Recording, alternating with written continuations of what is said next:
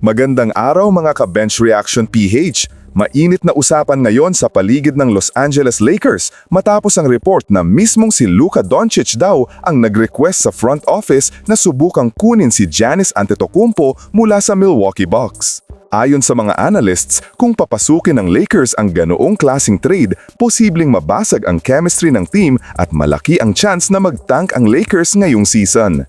Pero gaano nga ba ito kaposible? Ano ang magiging kapalit at ano ang tunay na plano ni Rob Pelinka once mag-open ang trade window sa December 15 at 16 dito sa Pilipinas? Based sa report, gusto raw ni Luka na i-pair ang sarili niya kay Giannis dahil alam niyang ibang level ng two-way basketball ang dala ng reigning superstar ng Bucks. Pero ang problema, napakahirap kunin si Giannis sa papel.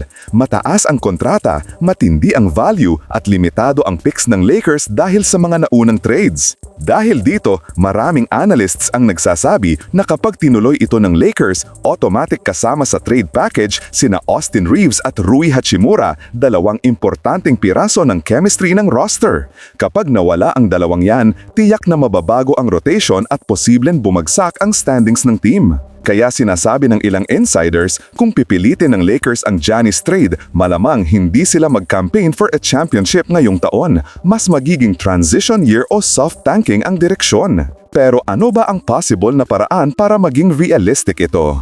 Una, ang pinakamalakas na senaryo ay yung extreme option. I-trade si LeBron James para makuha si Giannis. Hindi man ito malamang pero technically possible.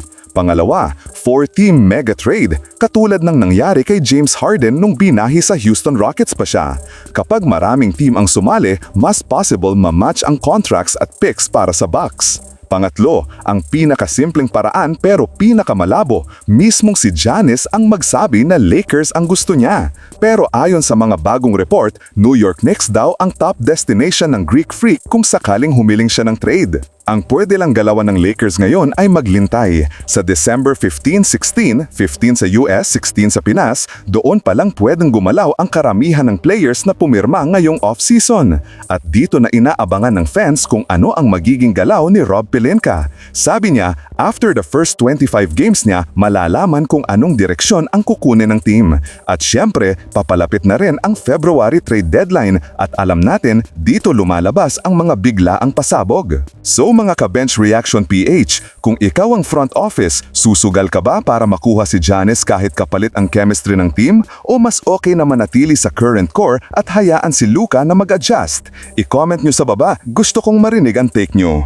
I want Jokic to the Knicks. I want all the Europeans to